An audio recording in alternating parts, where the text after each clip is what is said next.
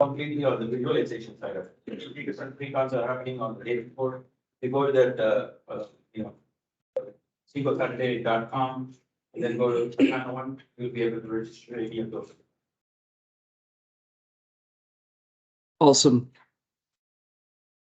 So we were talking about these 2 slides. I'm sorry, I kind of jumped to the Microsoft Teams meeting.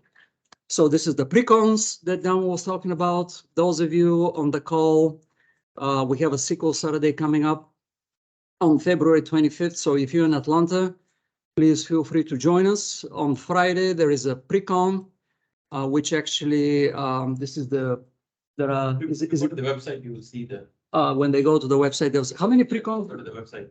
How many pre-cons do we have? 3, yeah, go to the website, see that. Click on the link on top. Go to SQL Saturday.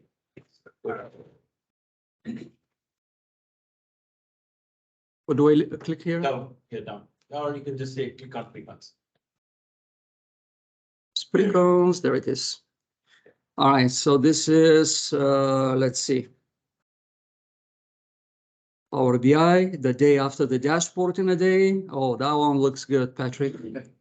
The day after the dashboard, so you did the dashboard and then the next day, don't know what to do, so Patrick's going to tell. ADF, Azure Data Factory, a day in Azure Data Factory, that's also a good one by a expert here at ND, and Power BI, that's another MVP. So all these pre-cons should be very, very good thing for you. In fact, if I you, I'll probably find it very difficult to figure out which one to go to, but cool. Then if you go to the sessions, go down to Sessions, yep. like, there are like 6 tracks, actually, I said 4, like 6. So 6 parallel sections, 6 rooms starting at 9 o'clock in the morning. Look at that. Please come to this one here. This is the most important. The first slot, 9 o'clock. How is that not cool? All the way to 4:15. All right, cool. All right, so that's on the event side of things. And then what do we have else down right here? We've got BI news. Some things that caught my attention since the last time we met.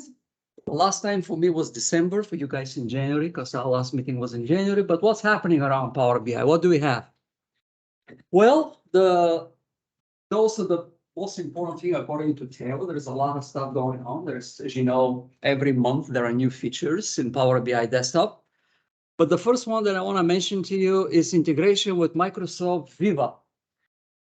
Do you guys know, anybody know what Microsoft Viva is? Anybody?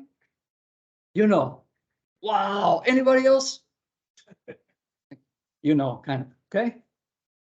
Awesome. I didn't know.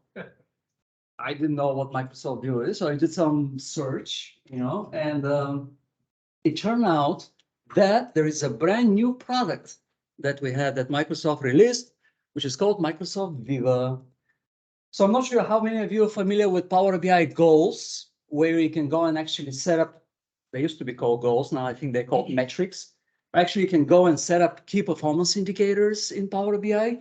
Well, Microsoft Viva, think of it as a global thing, not just in Power BI, but across your entire organization. So imagine you work for a large company. So you've got Domo, let's say. Anybody using Domo in here? Not anymore. Not anymore. There we go. Good. But you've got ERP systems. So you want to be able to assemble a scorecard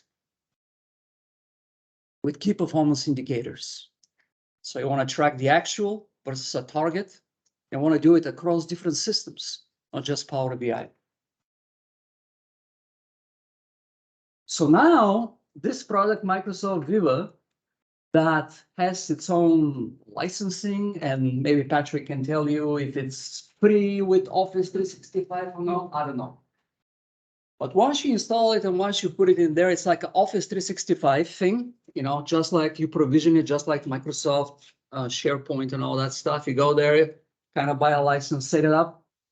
Once you do that, you can go and connect to Domo, go and connect to some other providers over there, go and grab some metrics and put it together in one scorecard. And Power BI is also, they also have a connector for Power BI, obviously.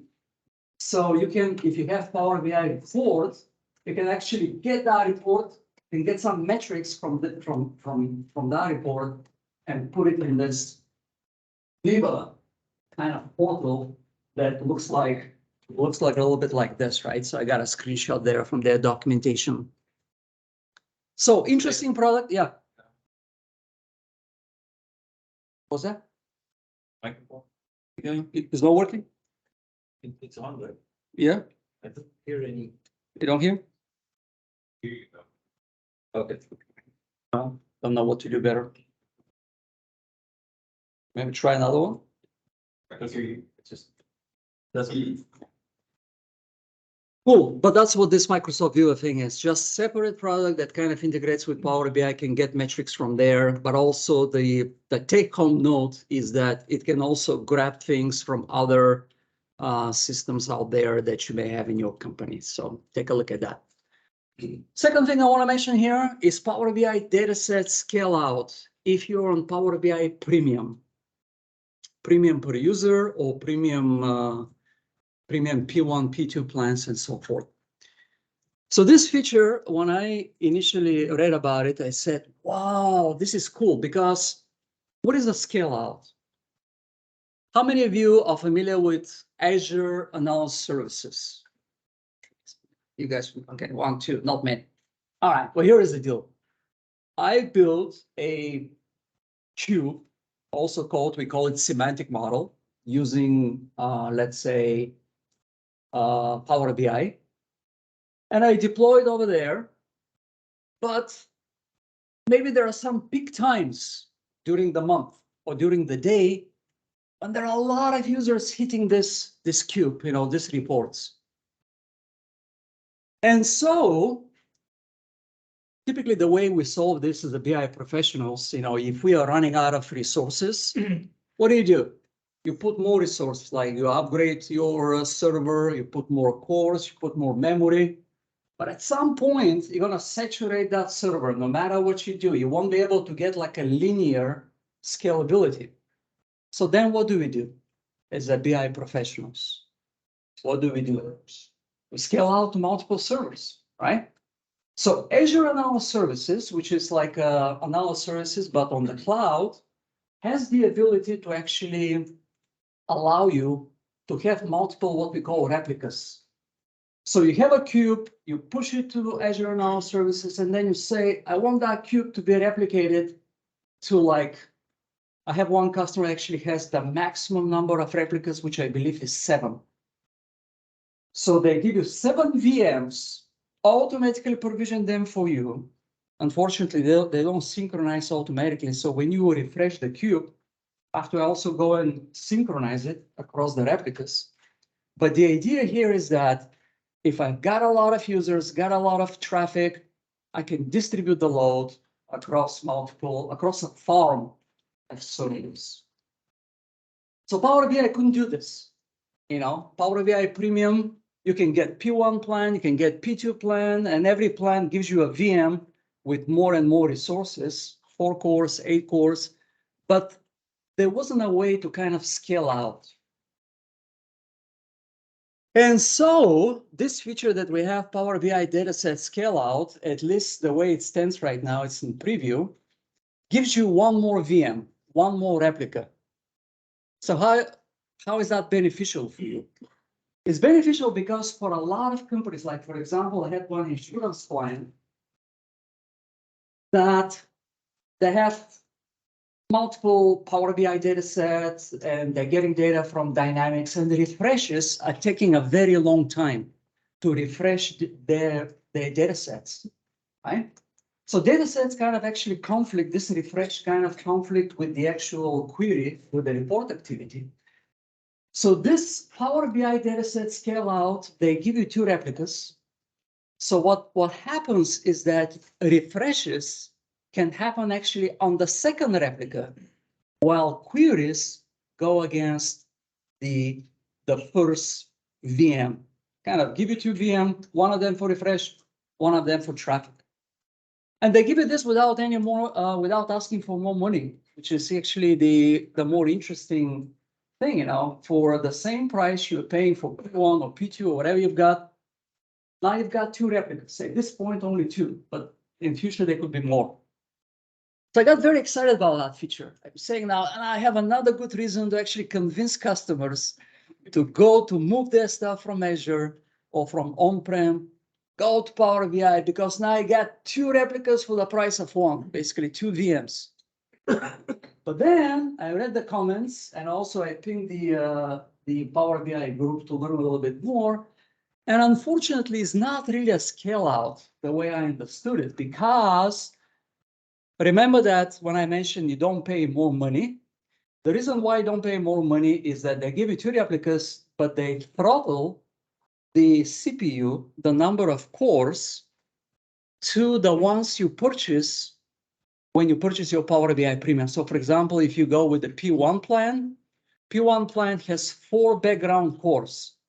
So they give you 2 machines, but you're still limited to 4 cores, basically. They kind of throttle the number of parallelism across the 2 replicas. So this is not exactly scale out the way Azure Analytical Services had it, because that one, Azure Analytical Services, if you have 7 replicas, you have 7 VMs, all of them running, all the cores are maxed out potentially. So it's kind of fully distributed system. This one, free, you know, but there is a throttling. So right now, I think the primary, not I think, but actually verified, the primary scenario for using this feature is to offload refresh long-running refresh operations to a second replica. So that still could be useful if refreshes actually are, you know, impacting your Power BI performance. And you can find out very easily, you know. There is in Power BI Premium, you know that there is an app that tells you about the performance of Power BI, how much CPU is spent in refreshes, interactive queries. There is a performance monitoring application you can install. Questions about this feature or what I talked about so far? Anybody? Yep. So it's refreshing. What is the synchronization between the two? Are they synchronized? Because what is refreshing? So that's a very good question. And to be honest, I'm not sure what the answer was. I forgot. If it's a scheduled refresh, it automatically. Ah. But if you do it through operation, then you got there's a thing that you have to fire off. So if you do automatic refresh, just to kind of reiterate it, if you do it through Power BI service, you schedule it, it automatically does. But if you use the I remember now, if you use the XML endpoint to do something on your own, then you have to. Okay. Yes. Very good. Thank you, Patrick. Any other questions? No? Third feature, my workspace governance. I'm going to show you a little demo of that just for you to see how this feature is useful. And the last thing on the list here is easier to build multi-language reports. How many of you are building reports targeted? They're actually target people in different countries. Anybody doing this? Forget about this feature. But if you do, you know, localization is can cause a lot of pain. So this feature actually makes it a little bit easier to handle currency formatting and dates and all that. Might be somebody online. Oh, I'm sorry, what did you There might say? be somebody online. Somebody online who does this. Yeah, actually, speaking of this, let's see how these guys are doing over there. Guys, I'm sorry. All right. If you have any questions, looking forward to those events. Okay, very nice. No questions so far. Cool. Go back.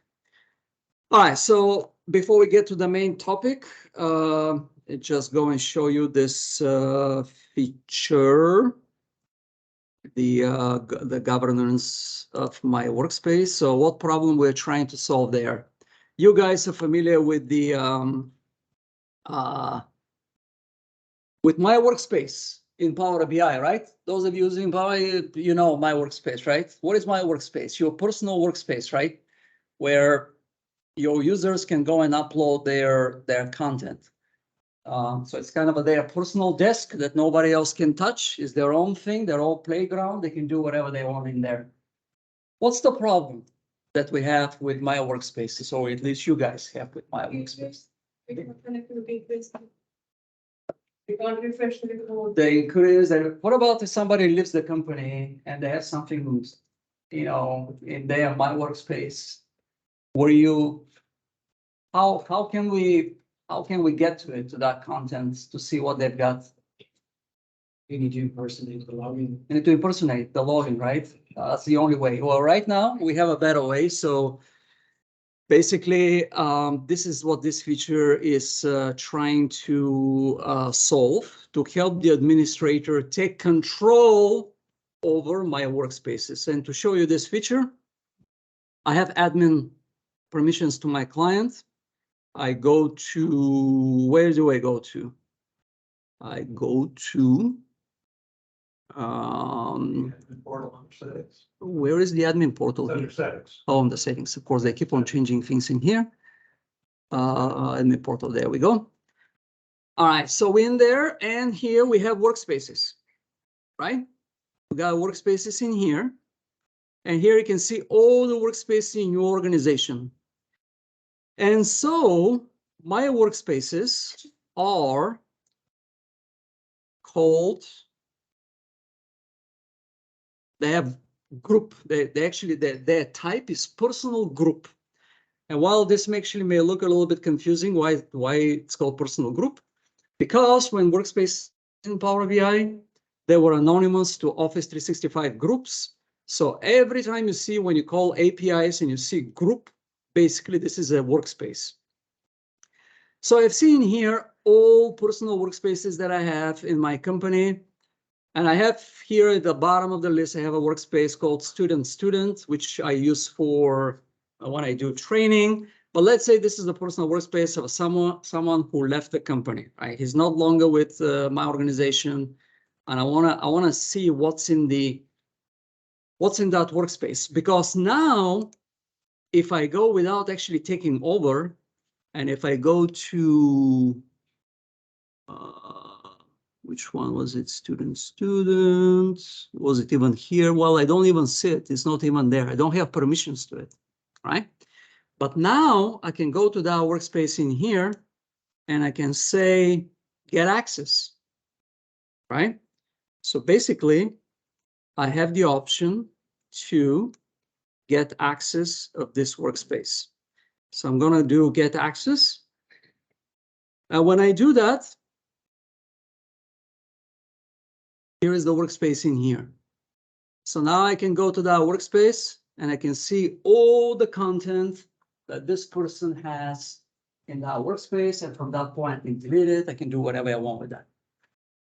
So we're improving the governance. I don't know, it took us 7 years, almost 8 years for this feature to come up.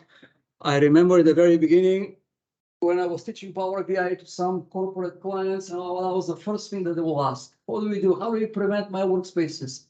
How do we get control? How control what people are doing across the organization? So now actually we have an answer with this feature.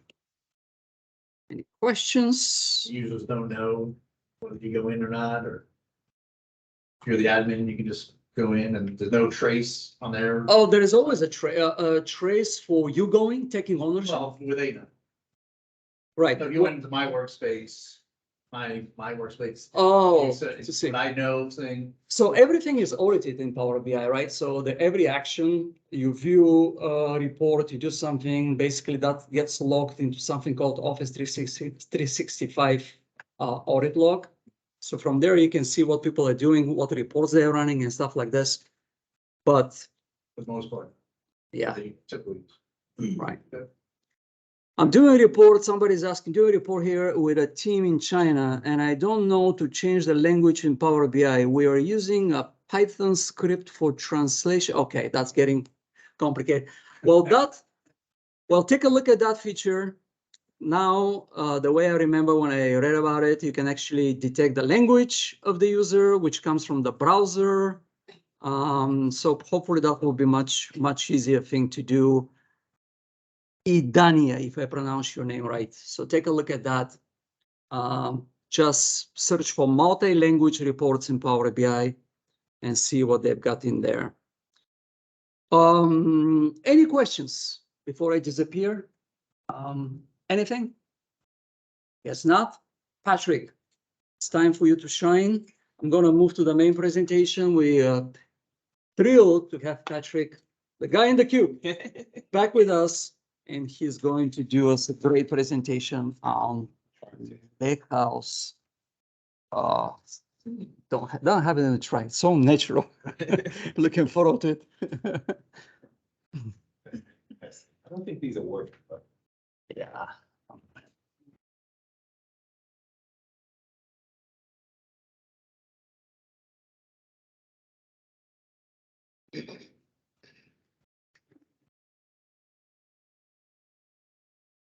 And Patrick, don't forget to share your screen on Microsoft Okay. Teams. So.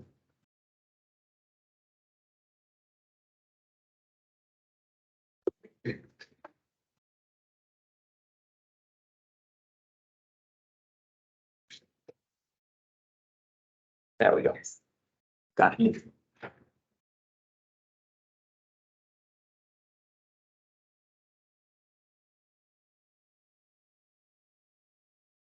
Share your screen here. I think you're already in Microsoft Teams. I saw you there. Don't know if you want to turn your camera on. but I'll turn it on. But I can't. They can hear me. I don't need to mute myself. They should be able to hear you. Let me just ping them. And I see your camera. Just ping the guys and see if they can hear you. Okay. Excellent. Yes, I can hear you. Yep. Today we were talking about, what we talking about today? Before we started, my impact too long, for anybody that don't know. I work for Microsoft employee. I work on the team called the RBI Customer Advisory Team. So we're basically the voice of the customer. So we work with like strategic customers like Walmart, T-Mobile, Costco, Lululemon. And that's 50% of my job. I found this out about 2 weeks ago, that used to be 100% of my job, but they said that's only 50% of your job, Patrick. I was like, what's the other 50%? To go do these types of things. It's like, well, all right, can you make that 100% of my job? So it's all the time, but if they don't, they need to talk with us, which is okay, right? And so wait, that's not one tonight. Oh, Lake can't get rid of Power BI. I've been doing Power BI since before Power BI was Power BI. So tonight, we're going to talk about Lakehouse in an hour. And somebody asked me while I was out there, wait, are you transitioning to Synapse? It's you.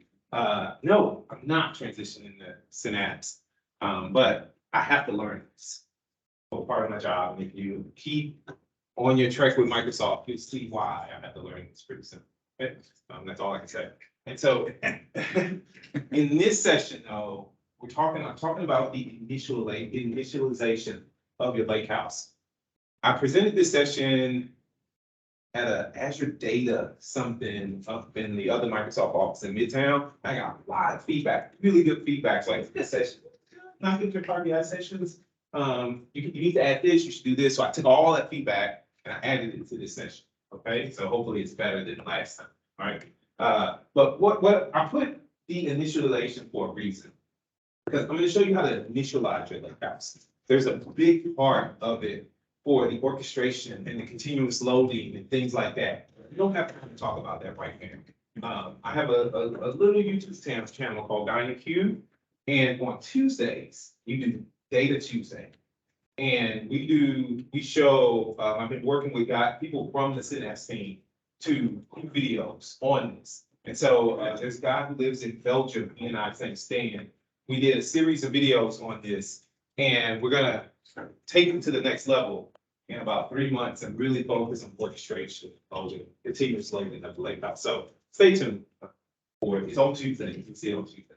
Anyway, so I work on that team, and We're gonna focus on getting your Lakehouse initiated tonight. So who has a Lakehouse today? Not a data lake, not a data lake. Don't confuse the two, right? A Lakehouse. Big difference between a data lake and a Lakehouse. How many can? So why are y'all here? To learn how to do it, right? Learn how to do it, Patrick. You're gonna learn how to do it. That's why we came. And so there's this thing that we have at Microsoft called Synapse. I mean, you have heard of Synapse. And we've been trying to get Synapse right for about 3,463 years. And I think we're getting close. We had this Gen 3 thing that was supposed to come out. I mean, you heard of Gen 3? Not gonna happen. Got something better. But Synapse was it was like this parallel data warehouse. So I'm gonna date myself. We had this long time ago, we had this framework at Microsoft that, well, I wasn't working for Microsoft at the time, I worked with something called Pragmatic Works. We wrote this huge white paper on this thing. I implemented it up at the New York, one of the subsidiaries of the New York Stock Exchange. So we made a cloud service out of it, and it was crazy expensive. And people used it, but it's really expensive. So now we're back to the drawing board, and we're talking about lake houses, data lakes, and stuff like that. And so what a lake house is, go to the next slide. So what is a lake house? Does anybody know what a lake house is? Yeah. I don't know, so basically, environment. Boom, boom, boom. So a lake house, how many of you have data warehouses? And the world has a data warehouse, right? Everybody has a data warehouse. And then some smart person in some room said, we're gonna do a data lake. And we're gonna just have all these flat files out there, just file structure, and my data scientists and my data engineers can have access to these files and they can do whatever they want to do. But you go back to the data warehouse, it's a really structured environment. There's facts, there's dimensions, maybe you have a star schema, maybe you're snowflaking, maybe you're using Inman's model for data warehousing and not Kimball's. Who knows what you're doing, right? But it's a very structured system that you're answering really specific questions. We're talking about sales and enrollments and widgets, the production of widgets and things like that.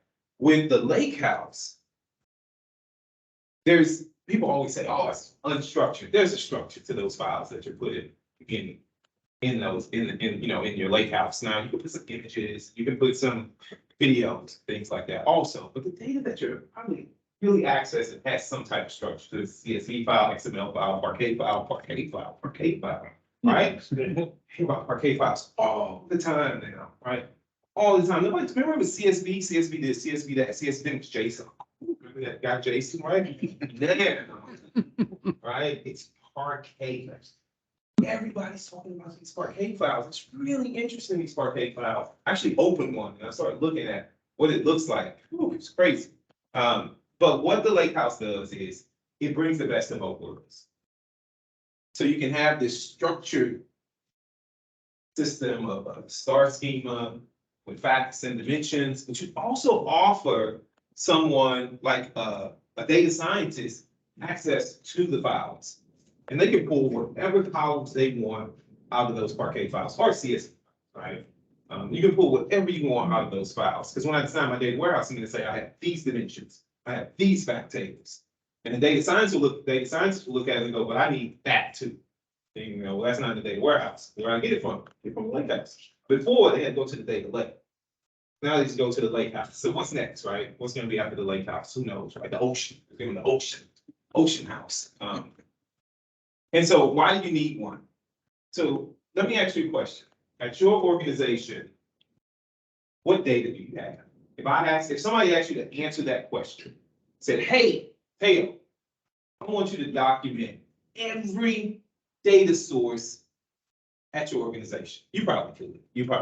Purview. That's my question. But if somebody asks me that, and I work for Microsoft, it's impossible.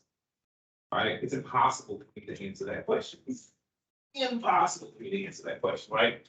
The next thing I ask them is the data trustworthy?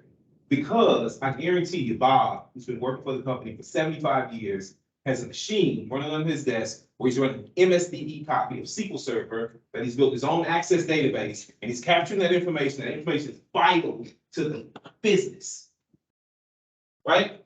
And IT doesn't know about that MSDE version. MSDE, remember MSDE? I'll date myself, right?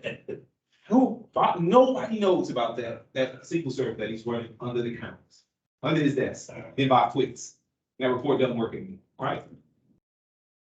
Can people access that data? Well, I know I can't access the data on the Bob machine.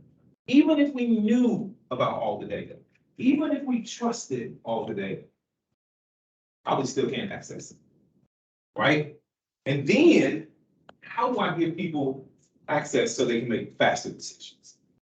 How do I do this? Well, I put this in my data. Can I do this? Can I do this in my data warehouse? Probably not. Probably not. Okay. And then are we all compliant? No, we got social security numbers in there, we got salaries in there, we got addresses in there. Because Bob's storing that stuff on that machine and nobody's protecting that machine. All right, then there's a data breach. It's not. He accidentally put that access database on the thumb drive. Left it in the airport, somebody picked it up. He didn't do it intentionally. It was an accident.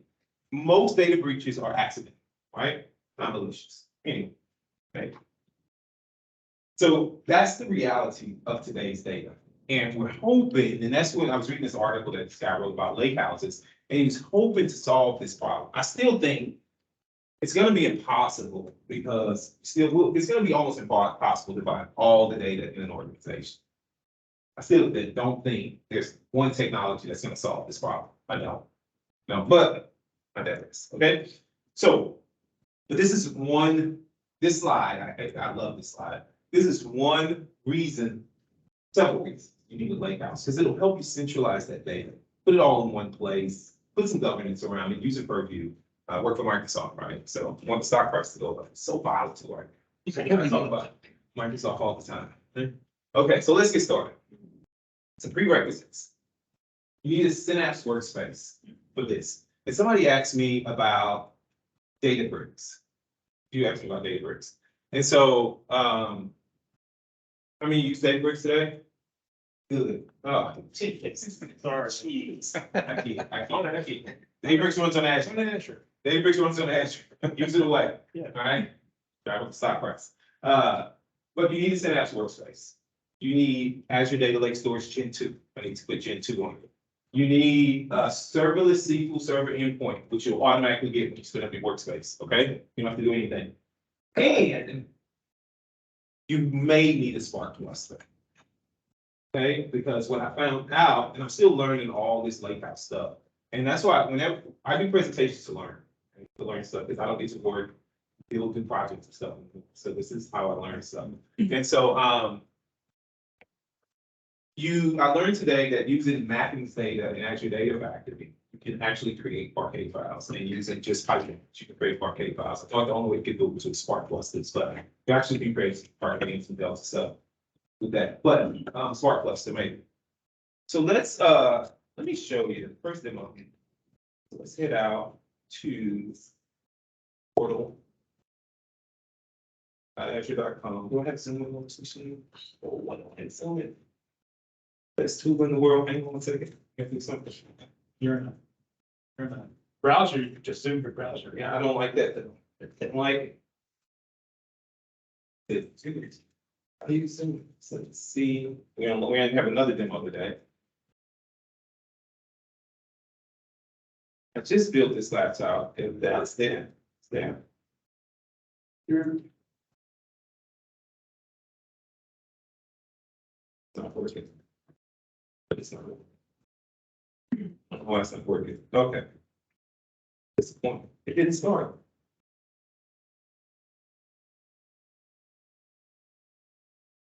Show system chart.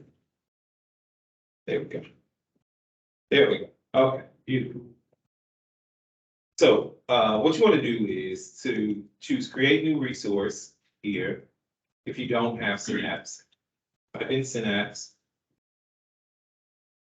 Go.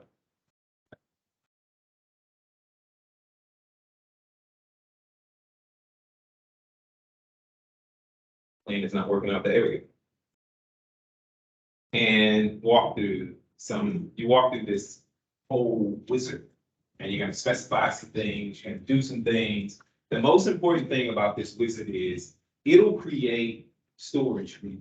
This is something that you need to understand because it needs a data lake, some Azure data lake storage for it. When you walk through the wizard, it says, hey, you want me to create this storage for you? Of course I should.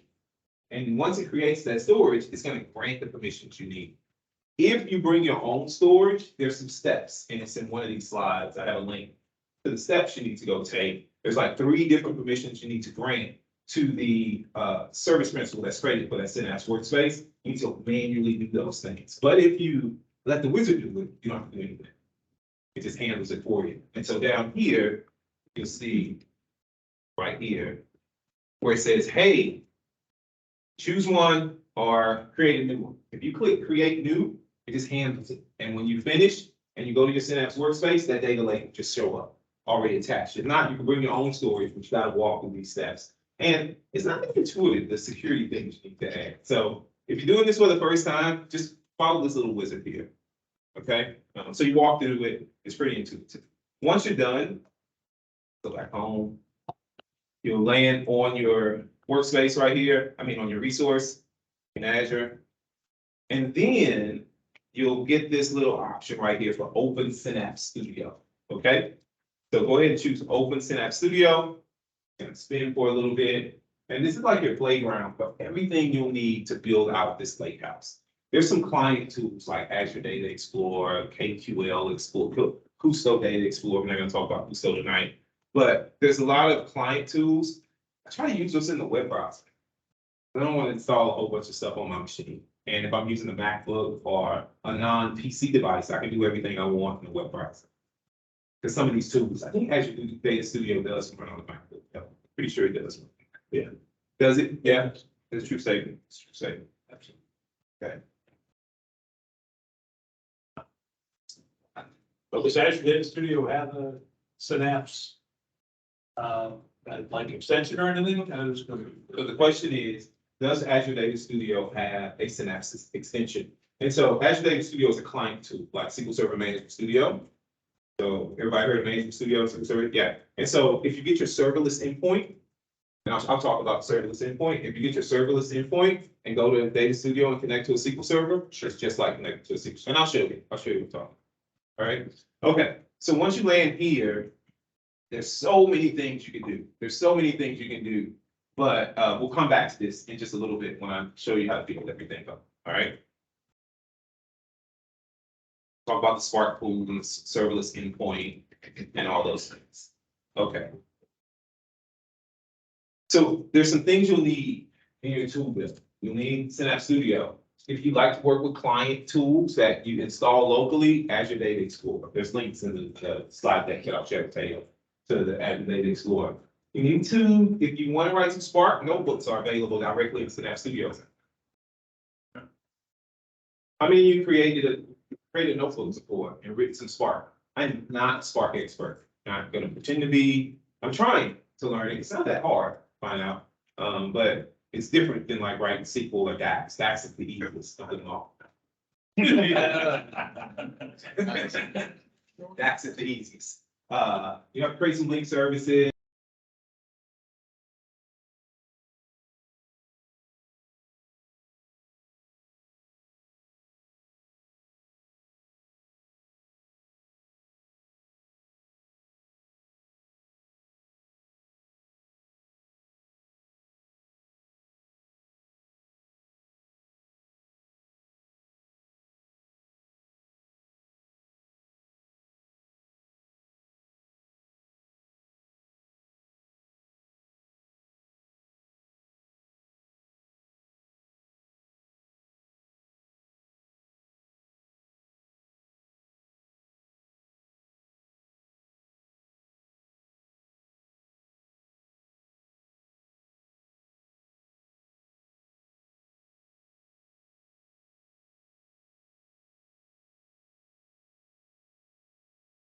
We cannot hear. I think you're mute.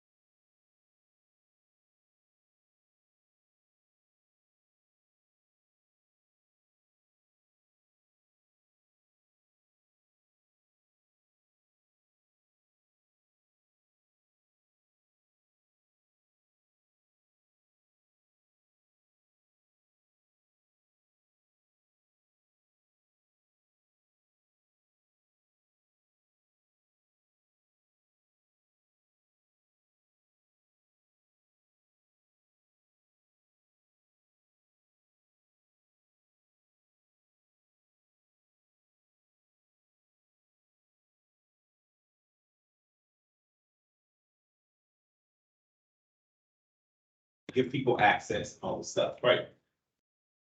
Okay, so before we go too far, I'm gonna talk about these different layers within the Lakehouse.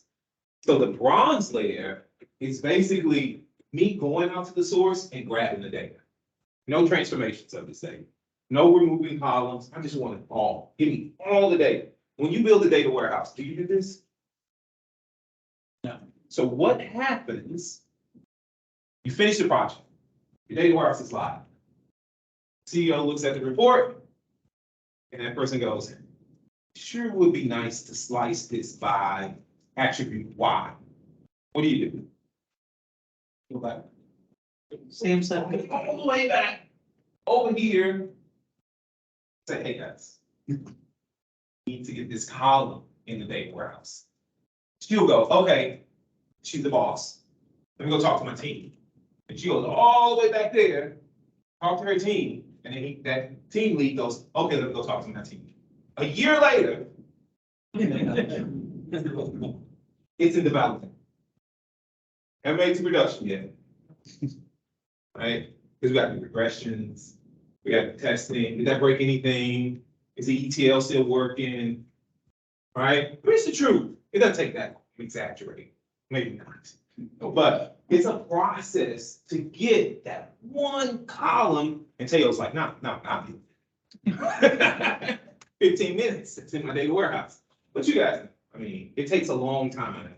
And for some companies, I work with, just to get one column, it's like a 6-week project to get one column. But I'm dumping all this data. If you said you need some customer information, I'm dumping all the customer information. Raw, boom, got it all. Every table that can process of it, every address they have, every phone number, everything about it, boom, I drop it in there. Now, do I need it? I don't know. The storage is cheap. Storage is cheap. Memory is expensive. Storage is cheap. Is memory still expensive? I don't know. Right? Ish. Storage is cheap. Azure storage is really cheap. Hey, Patrick. Yes. So they hear you, these people on Microsoft Teams through my microphone. So it looks like yours is not working. I'm Okay. sorry. Can you go to device settings and check your? It's muted. It's muted? Yeah. Oh. That's what I was asking. Should I unmute? Please unmute. Yeah, there we go. What about now?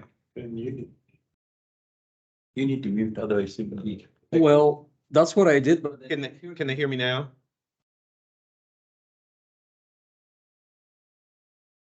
Because I muted it when we first set it up.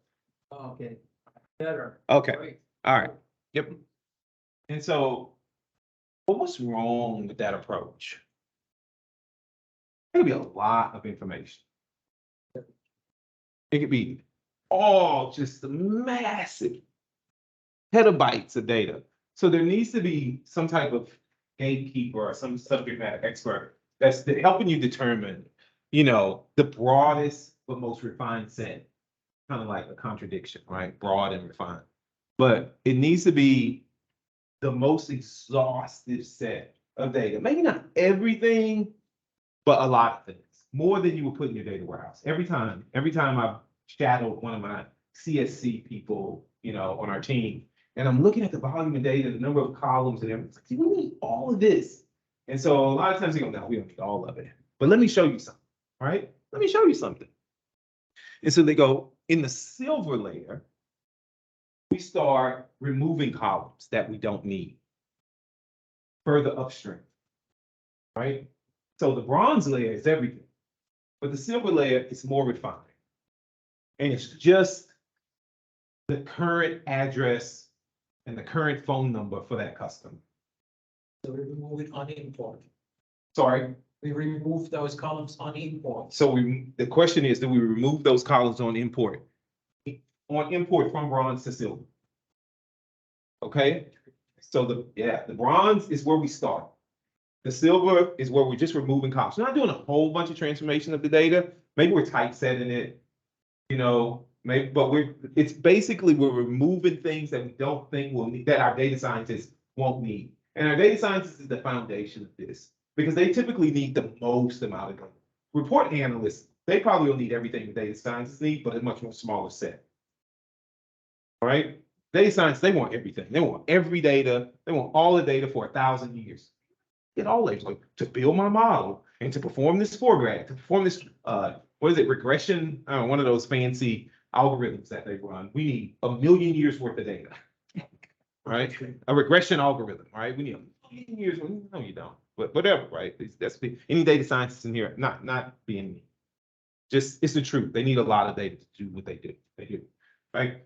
You format it and you think about it. This is where I'm forming my enterprise view of the data. Yes, sir. Do we do that, do data modeling in this layer, or do we keep one-to-one mapping? So are we doing data modeling in this layer? So we're not modeling. We're not doing model. We take it, if we have 100 tables, we'll likely have, if we have 100 tables in bronze, we'll likely have 100 tables in silver, just a fewer number of columns. Okay, and there may be fewer because we may do just a little flattening of the data. So if there's, I'm gonna give the common example. If there's product, subcategory, and category, we may make one table out of that. So basically, we still maintain a source to this layer. Pretty Like, close. For example, if same information is coming from two different source systems, so we'll have same information in silver layer. This is a good question. This is a good question. This is a good question. So I need to add this to the slide. So let's say I have two systems that has customer information in it, right? Between gold and silver, I mean bronze and silver, they become one table. Right? So if I have two sources of customers, they do become one source of customer at that point.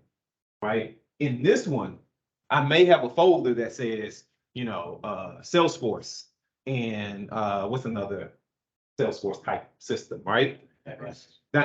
Dynamics. Duh, right? Duh, right? So I have a Salesforce and a Dynamics. They both have customers in it, but when I get to this layer, the silver layer is just custom. Good question. Thank you. I need to add this slide. So we do a little bit data A modeling. little bit, just a little bit, just a little tiny bit, not a whole bunch, because we want to keep it in its rawest form, because this is probably where our data scientists are going to access the data. And attributes will be according to business.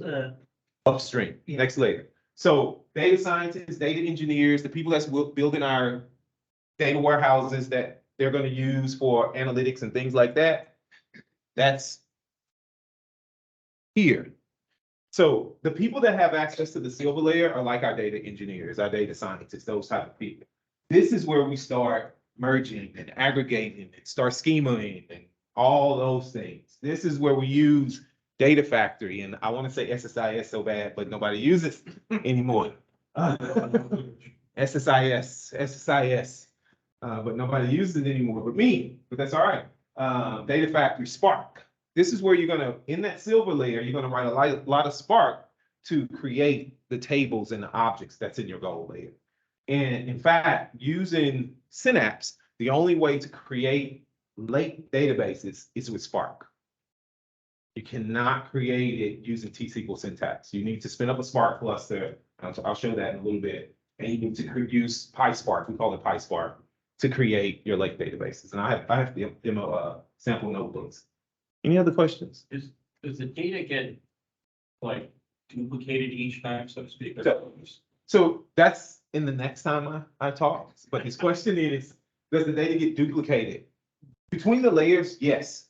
But as I load, you can do continuous integration using Spark, using data flows, where you're just incrementally adding data to it. We're going to talk about a different type of format in a little bit called Delta. And ask that question after I explain that. Yes, I'm sorry, I missed you. Yeah. Oh, no, it's cool. I mean, I think everybody will do it, because I'm like, okay, if I'm creating this Lakehouse and I got master data, it sounds like I'm rolling this up to a golden record. Yes. It's what you. So if you're rolling this up to the golden source for analytics, the gold source is for reporting. So when I still have my master data management environment as well, and this is just for analytics. This is a tough question, right? And so I got to ask this question back, and I talked to the experts in this area, and they kind of like, you know, that MDM concept kind of doesn't exist anymore here. Now, that's a Microsoft. If you go talk to the Databricks guys, they may give you a whole different answer. Right? Just so we're just migrating to a Lakehouse And we don't have to worry about. We use Purview. We use, That's what I'm saying. So Yeah. we're gonna use Purview as the governance Yep. model in a Lakehouse. We Yes. just have to have Yep. the environment for any of those. Nope, we're gonna scan this environment. We're gonna do architecture. It is, yeah. Lakehouse been out for about 2 years, 3 years maybe. I think about 3 years now. You have people. It's just it's Databricks. So Databricks has been doing lake houses. You use Databricks. How long? I don't know. They've been doing lake house for a while. Microsoft, we've been doing about 2 or 3 years. I have just have a history of this space, and I'm moving everything over this Lakehouse environment. It's had an impact on architecture. So we would use Purview for our master data manager Right, so Yeah. so now that is the direction that we're gonna go with Purview. at Microsoft. Gotcha. At Microsoft. Yeah, I mean, Okay.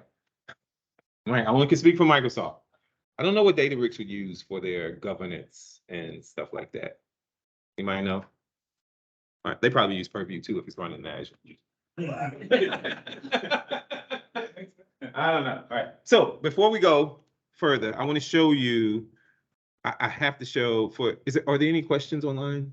Not so far. Okay. Just comments. Somebody saying common data model at the silver layer. So this is what they will put together, the common data model. Yes, no. And so there could be a fourth layer. There could be a fourth layer that sits between the bronze and the silver.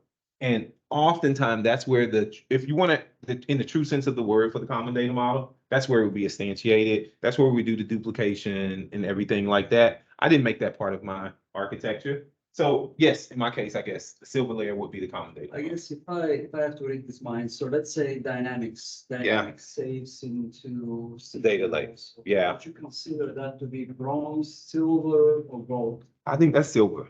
Dynamics is silver because there is some Some structure. curation. Yeah, there is some curation of that data. Or does it matter if your endpoint, your true endpoint where you want to be is at least 2 steps between Dynamics and your final goal point? Like everything else, it depends. It Okay. absolutely depends. Because the Dynamics data is already in a common data model where a lot of the data sources we're talking about from the silver layer, it's just raw data. And so if we're capturing that CDM for Dynamics, we probably can write it directly to silver. Probably can, but it depends. As far as pricing is concerned. I don't know anything about pricing. Honest truth. I don't know anything about pricing. But let me ask you this, I Yeah. figure every model layer has a different pricing tier. Every layer has a different pricing tier. And so I will tell you this about serverless. And so if you're using dedicated SQL pools and you're creating tables and loading those tables, there's an extreme cost. Have you done stuff with dedicated SQL pools, Dale? Sure. Right? And it's not cheap. Yep. It's not cheap, right? The thing about serverless is you only pay for what you query. Okay, so the storage, you gotta pay for the storage. You gotta pay for the storage. I think there's no way around the storage. But there's I think it's a 5 gig per query cost or something like that with serverless. And so as you query, that's what you charge. So if someone says they're gonna architect a serverless environment for you and they're gonna go direct query in Power BI, don't let them do it. Don't let them do it. You'll get an insane serverless fee because Power BI is really chatty. Any tool that's gonna issue lots of queries against that, there's no cache layer for it. So it's always going back to get that data. And so you don't want to do direct query against serverless. It's gotta be import or a very tuned model that you know all those queries can hit those aggregates and not go direct query. You want to say something, Taylor? Well, maybe it's a good idea just to, the way I understand this layers, Yeah. bronze, Email. silver and gold is that they're just recommendations. So Yes, you don't absolutely. have to, all these transformations, there is no point writing ETL. So you maintain 3 layers and you wonder what to put in each layer. Absolutely. Some organizations, like for example, one very large medical client that I work with, I mean, we had the raw layer, we call it in your diagram will be the bronze layer. This is where you pull data from the from all the source systems. You land them in there, in that place. And from there, we just build serverless to get the ETL and get all the data Yep. warehouse. So this is just recommendations. I don't know. I Yeah, mean, absolutely. Don't, So that's why I keep saying this is Microsoft recommendation from our CSC team. Right. Right? And so this is not, you don't have to do it this way. You can, in fact, there's a function called the open row set function. Right. Where you can query, once I dump all that data in, I can literally query those Parquet files and say, select star from these, select, not select star, select this column, this column, this column, open row set, this path, create view dim. Right? And that's my dimension. And that's it. You could do these things. We have customers that's completely doing this and ignoring the entire, I don't need this, I don't need this container, I don't need this. These are just recommendations, just a recommendation about how most of the customers that we're working with, most of our strategic customers that we're working with will have 4 to 5 different layers from bronze to gold. And there's some variation of it in between, right? I think it was T-Mobile actually put an article out about how they solved a lot of their telemetry problems using the Lakehouse architecture. right. And then a good question here, another good thing here that maybe I throw in is that another customer that I work with, the question was, well, we use dedicated Synapse pool, which is where our data warehouse is. Why do we need to stage the data in a data lake in, let's say, 1 or more locations, instead of just loading it in the dedicated SQL pool like we've been doing on-prem all along, right? So there are a few things there. Number one, if you are to do this, that will simplify your ETL because you don't have to stage it to a data lake and from data lake. But behind the scenes, Synapse stages data in data lake anyway. So if I have, let's say, Azure Data Factory that loads data from the source system all the way to Synapse, kind of stage the data in Synapse, behind the scenes, ADF is going to put data into a data lake. So the answer then will be, well, since it's doing it anyway, maybe it's a good idea to put there as files just in case we need it, Yep. you know, in the raw format for whatever reasons. So that could be, you know, a good reason to actually explicitly stage it. And so another reason that we recommend staging the data is it's easy to rebuild from too. Right. Right. And so if I have those files and I need to rebuild, I don't have to go back to the source. Right. Every time I want to rebuild my data warehouse, right? I don't have to worry about backing up constantly, but you should have some archival or backup strategy. I'm not telling you not to do that. But if you've already staged those files up, it's easy to rebuild the entire process based on those files. In fact, I'm working on a project with a very large university right now, and it's on premises data warehousing. And we stage everything in CSV files before we load it into the data warehouse. And that was a requirement from the CTO. He's like, nope. You can't go directly to the data warehouse. We want everything in CSV files on this file share, and you load the data warehouse from there. It was an absolute requirement from him. So he loves this architecture because he has all the files at these different layers, and he goes, I can rebuild from any point, anytime, and I can spin up a new data warehouse anytime I want to. Right, so. One note here, you mentioned CSV, right? Yeah. So Parquet is much preferable. That will be Yes. my recommendation, because when you get to serverless, actually, he will tell you that there are performance advantages, like building the O2 statistics Yes. on top of Parquet. So CSV probably shouldn't be your choice for You gotta staging create the data. statistics with Right. CSV files. So everything I'm gonna talk about is Parquet and Delta. So no, I'm pretending CSV files don't exist. What? And if you stay on this journey with us, in the fall, I will come back and do a different presentation that's gonna be completely different than this, if Taylor invites me back after this presentation. Think about it. That's gonna be completely different, similar, but different. Right? I'm not saying you shouldn't start working on this. Still gonna apply, just a little different.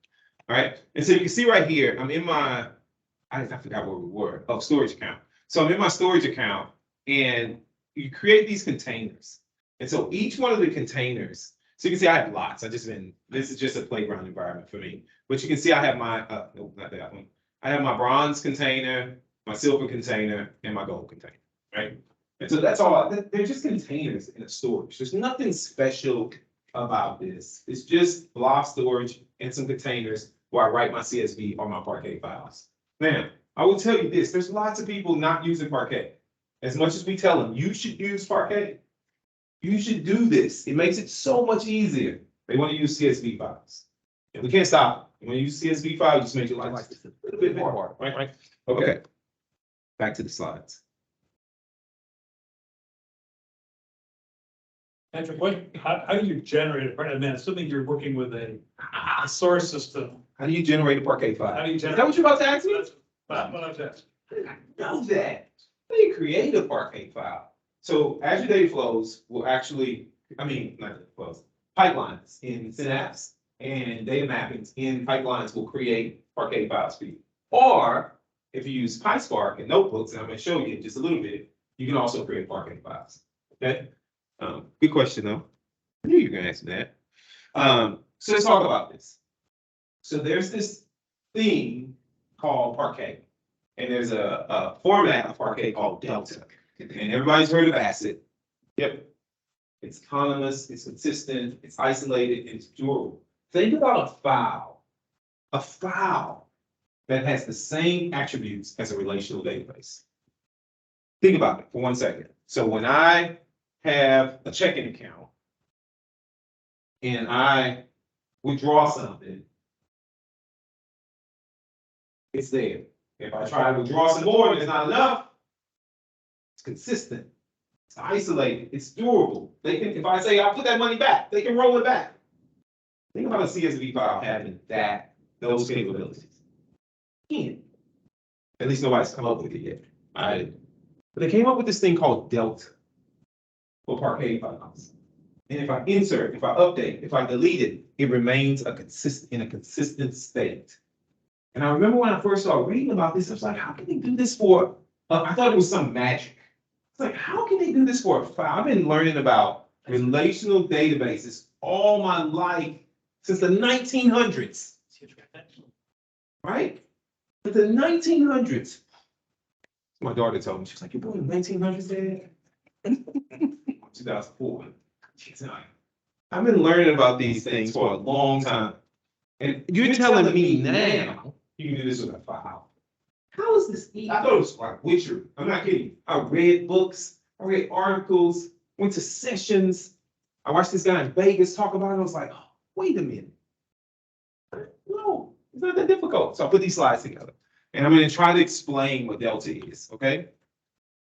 And so this is what the Delta Lake protocol looks like. And I talked to the serverless team so I can learn about this. So in your blob storage, in that container, you're going to have, you create the files. When you turn on Delta for this Parquet file, let me show you how to turn on Delta, this Parquet file. It's going to create a folder called Delta_log. Within that folder, it's going to have a JSON file. Okay? Like, what's JSON file for? So think about SQL Server. What does SQL Server have to track its transaction? A transaction log. What is that? That's my transaction log. Okay? That's my transaction. It's like, wait a minute. I know SQL Server. Been using SQL Server since like 7.0.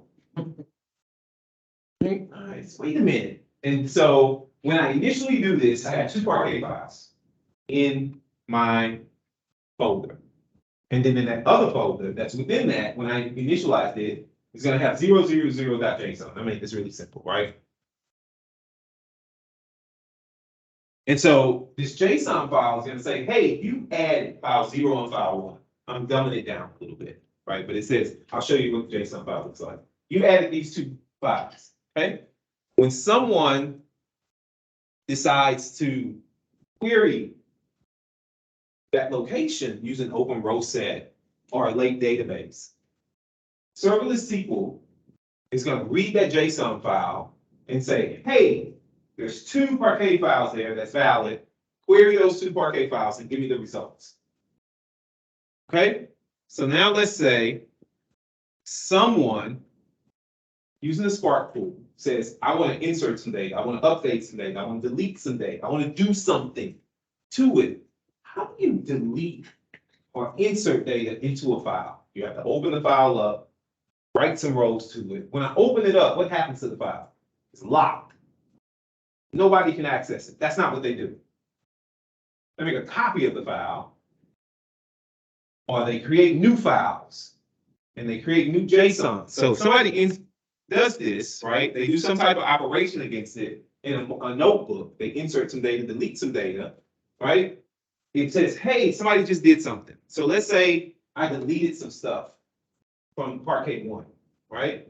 So it opens it up, remove those rows, makes a copy of it, remove those rows, creates new files, right? And writes a new JSON file. And in that new JSON files, it says, hey, we modified this first JSON file. So we made a copy of it. We created a new one, and we also added some new rows, right? And so that new JSON file is going to say, hey, we added 2 and 3, because those are new. And then when somebody issues a query, it's going to say, hey, valid files, because I didn't do anything with Parquet 1. I did some stuff with Parquet 2, Parquet 0, which is now Parquet 2, and I added another one. So now, serverless query is going to say, hey, the valid files are 1, 2, 3. And it's just in a JSON file. Sometimes all this witchery and trickery. It's more than that. I'm dumbing it down, but it's not that difficult. And so when I was sitting in the session, I said, hey, wait a second. Show me the JSON file. I need to see the JSON file. And the guy said, I'm not showing you the JSON file. So I went back to my desk, because I'm adventurous. I went back to my desk. I went out to my portal here in Synapse Studio. Remember I told you you can go to linked over here. And I tried to go, so here's the one that I created when I spin up the Synapse Studio. And there's my, let's say I go to my silver layer here. No, let's go to gold. I think it was in gold. Let's say I go to my gold layer. Why does this keep popping up? Okay, go away. And then I go into my Delta folder. I'm going to show you how I instantiate all this in dimension. I have this product dimension. You can see the Delta right there, right? And then I couldn't oh, here we go, preview. And that's why he didn't want to show it to me, because there's all this craziness and stuff like that. But if you look in the last one right here, if we go here and do preview, I deleted, I added some stuff. And what you'll see right there, it says, hey, remove this path. Remove that. So when it parses that JSON file, when the serverless SQL parses that JSON file, it says, hey, we don't need to read this because there's a remove this file from my path. Don't read that one anymore. That one's not active. And it's just this JSON file that's maintained behind the scenes. No witchery, no trickery, just a JSON file. I was disappointed a little bit, but I was excited because I was like, I understand this. I understand this. And I didn't need to go read Databricks documentation. Does that collection grow So infinitely? the question is, does this collection grow infinitely? It does. But there's some statements that you can issue like vacuum and optimize that'll go clean up the JSON files, that'll compress the Parquet files. And there's a Z order that you can add to the optimize to say, you know how you partition stuff by year and month and country. So when you do that optimize, you can pass a Z index and say, optimize this, use this Z index by date, and it'll compress everything into very nice Parquet file. And we just introduced this probably about a month ago, before only Databricks can do it. So we're playing catch up. Microsoft's always playing catch up, always, right? We play catch up with Power BI to Tableau, and now Tableau is way down here on Gartner Quadrant, and Power BI is way over there. Salesforce is just not doing anything with Tableau, unfortunately. Kind of makes you sad a little bit, but because it's such a great product. Okay. But yeah, you don't have to.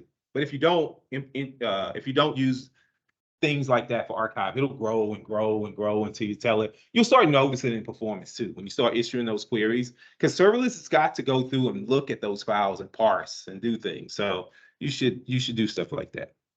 Okay, so we did that already. Talk about Delta. And so at the end, your Lakehouse will look something like this. You have all these people, and like Teo said, right? These are just recommendations. And thank you for saying that, Teo. These are just recommendations, but any type of data, we can load any type of data into our Lakehouse, follow these patterns, and I'm going to show you what my final product looks like with my notebooks and stuff like that in a second. But anyone can access it, right? And that's what makes the Lakehouse, is that I can cover a broad stroke of end users. And when I'm talking about end users, I'm talking about people that use the data engineers, data scientists, SQL-based analytics, machine learning, ad hoc reporting. And some people will argue that I can do all this against my data warehouse. I was that person. It's like, no, I don't need them. Like, I remember when Data Lake, they started talking about, why do we need data lake? It's still a data warehouse. It's like, why do we need a lake house? It's still a data warehouse. And then you meet a real data scientist. There's a lady that works with us. Her name is Justina Luchnick. Well, I can't pronounce her last name. You know Justina.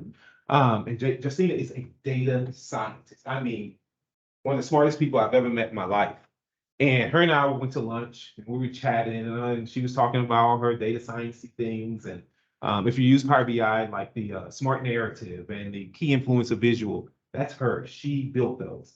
And so we were talking about her data sciencey things. And I was like, why don't you just use data warehouse? She started explaining why she couldn't use the data warehouse. I was like, okay, no, my brain hurts.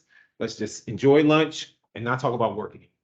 And she explained it, and it was like a lot of valid reasons about just the structure of the data.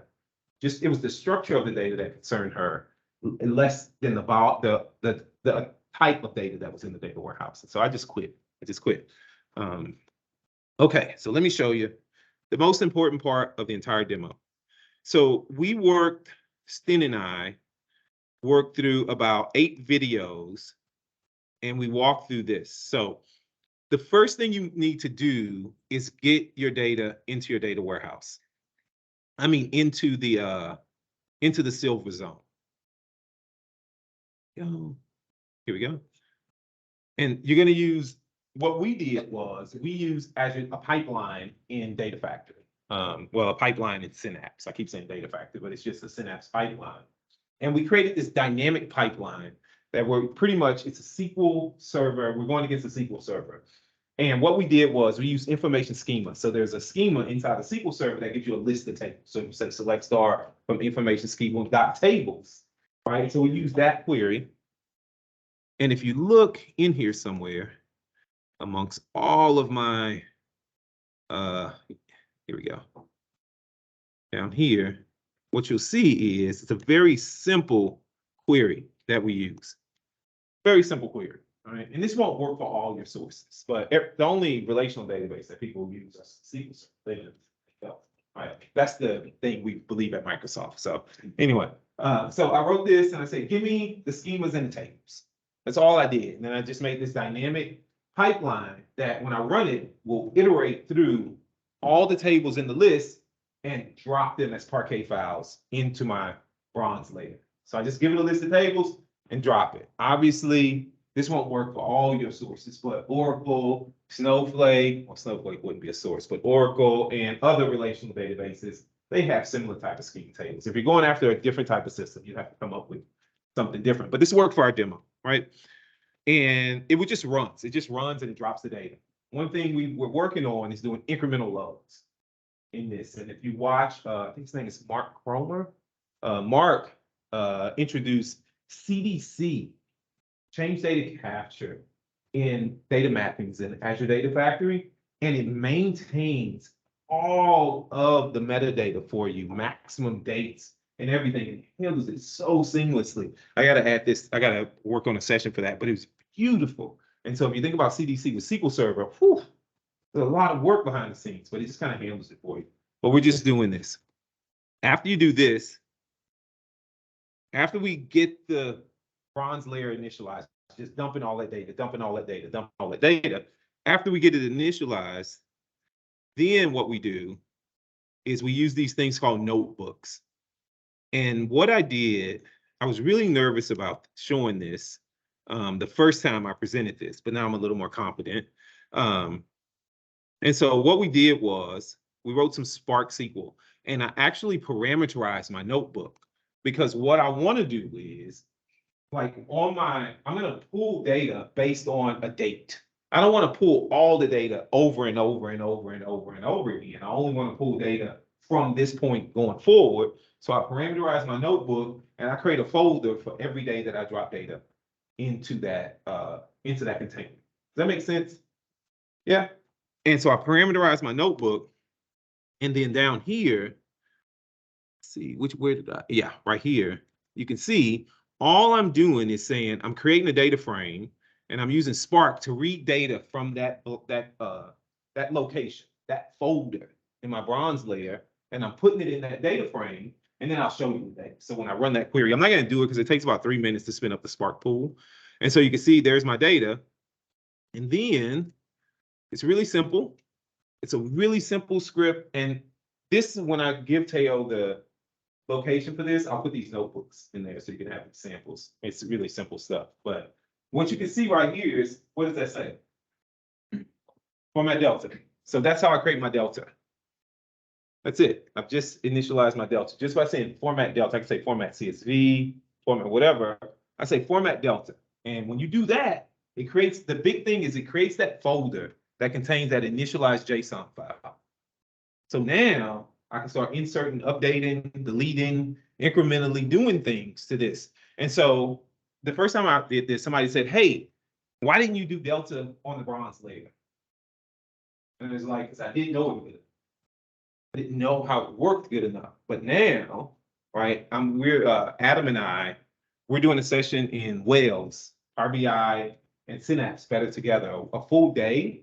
And so I just ran out of time before this user group. I found out about this user group 2 weeks ago that I was presenting, I think 2 weeks ago. And so I'm updating all this content. And so the silver layer, I mean, the bronze layer is actually going to be delta also, because I want to incrementally load the silver layer also.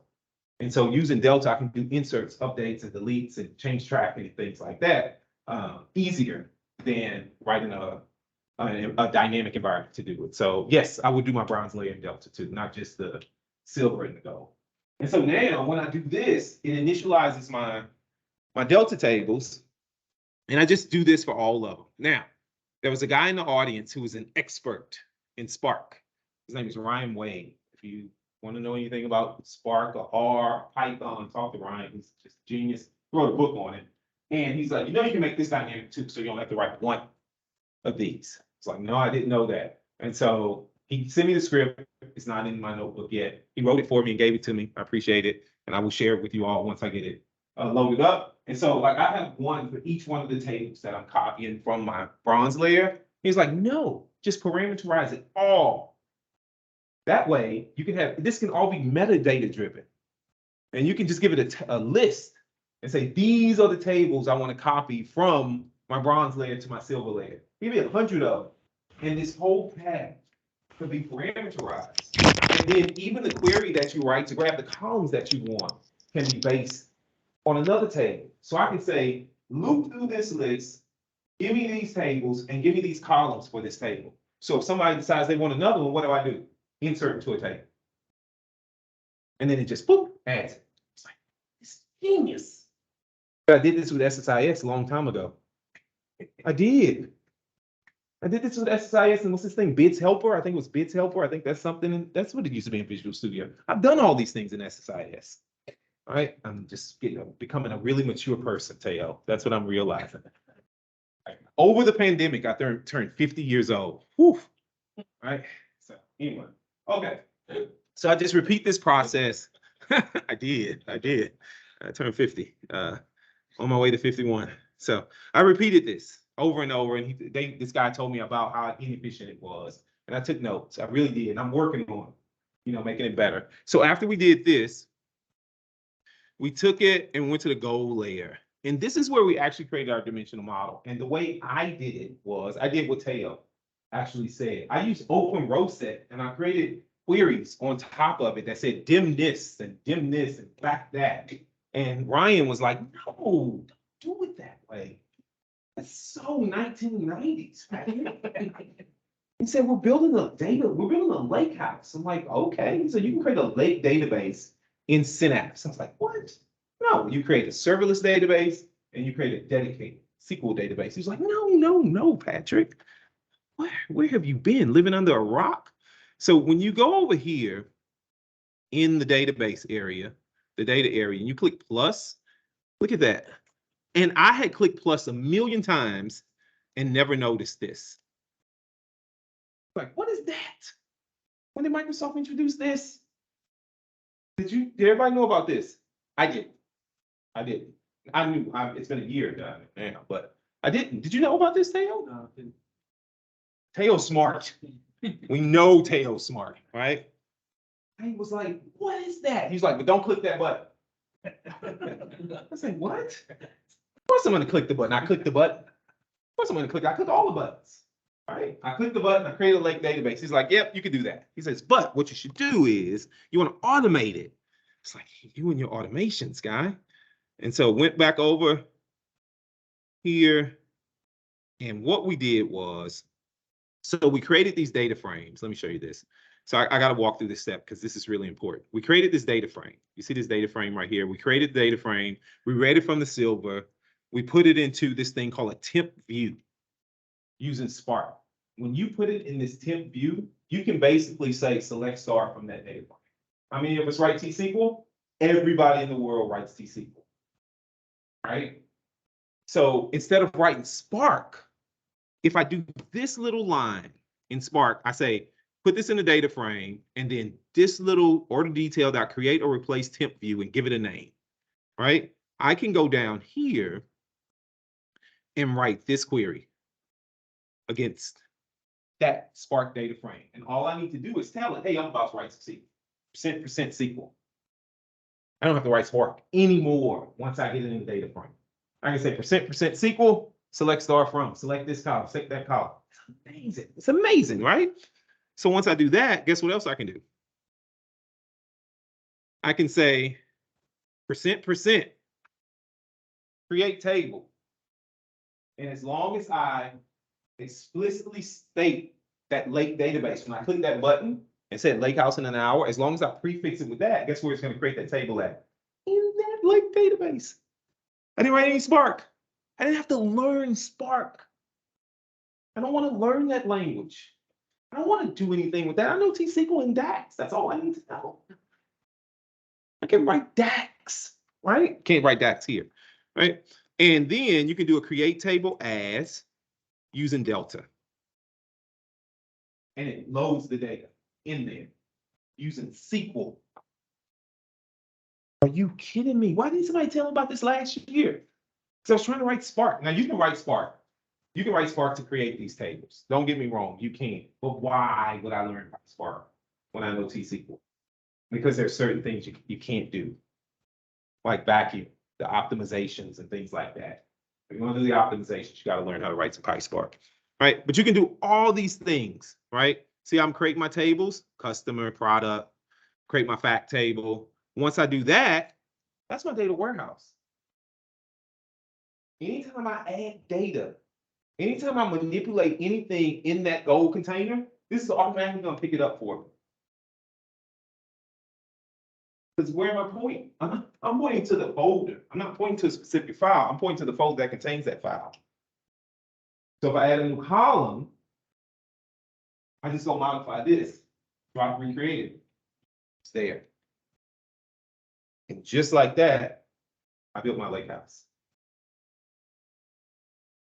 So a Lakehouse is a collection of Parquet files as opposed to. It's not a, I can't say it's a collection of Parquet files because it could be CSV files.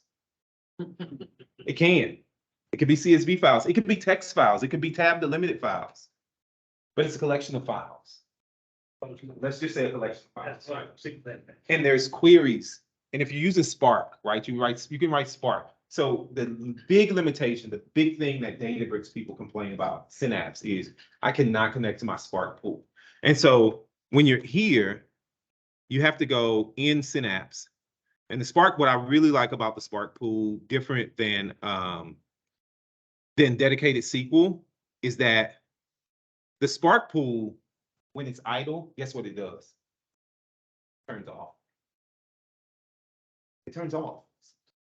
Dedicated SQL, when dedicated SQL is idle, what does it do? It keeps running. It keeps running. But I can say, or I can point my pipeline to this notebook and say, run this notebook every morning at 6 a.m. It's going to run that notebook. First, it's going to spin up the cluster. It takes about 3 minutes. Run the notebook. And I can even tell it, hey, if it's been idle for this amount of time, stop. I can even configure it. And so if I click on this Spark pool right here, right? And I go to manage. There we go, right? And go to configuration. There's things that you can do to tell it, you know, hey, I only want, if it's, here it goes right here. Right, and I can go change these. If it's 15 minutes, I say 5 minutes. If it's idle for 5 minutes, shut it off. Turn it off. So I'm not incurring that cost. I can't do that with that. And I'm not knocking dedicated SQL Pool, because if you're doing things and you want consistent performance, serverless is not going to get you what dedicated can get you. It's absolutely not going to get that to you. So the last thing, I promise, is late. But Teo told me I can talk for 4 hours if I wanted to. And so the last thing is, I got a good question about 2 weeks ago. My friend Hope Foley, she works at Microsoft with me, and she was like, Patrick, you've been talking about these lake houses, Lakehouse this, Lakehouse that, Lakehouse this. How do I give people access to this Lakehouse? I was like, I don't know. Here, see, can you connect to mine? She was like, I can't connect to it, right? So when you want to connect to the Lakehouse, the only way that you can connect to the Lakehouse is through the Serverless SQL Pool. And so let's go to here. And so when you go here to your Synapse Workspace resource, over here, this is what we've been talking about, where you can do that open row set. This is how you would connect. But it's just a SQL Server. It's just a TDS point through SQL Server. That's all it is. You copy that, you go to whatever client tool it is, you use the SQL Server connection, you pop that in, put the database in, and you click Authenticate. Now, if this was just a regular SQL Server, and I wanted to give someone access, what would I do? I log in the password, or if it's a contained database, just the username, right? I don't need a login, it's just a username. What about a lake database? Is it a SQL? It's connecting to a SQL endpoint. What do I do? Exact same thing. The exact same thing, except the grant statement is not allowed in a lake database. They call it a replicated database.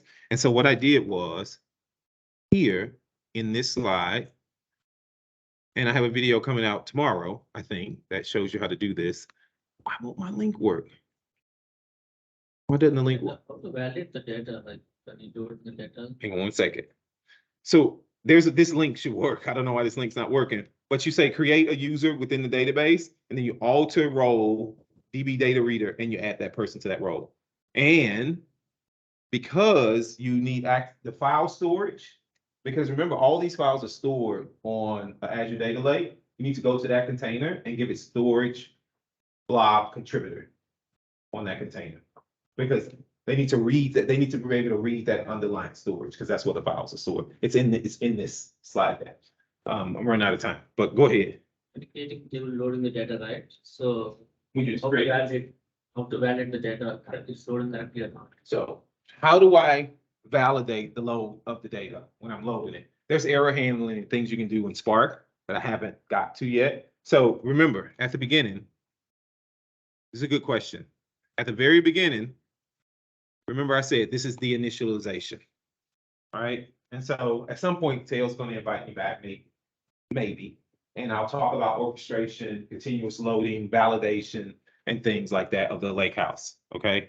But it's because it's very important. It's a very important topic. Just hadn't got to it. We're initializing the Lakehouse. Somebody may beat me to it and come back and say, I should say too long. I'm going to come present that, and I'm going to come to the session and watch it and learn from you.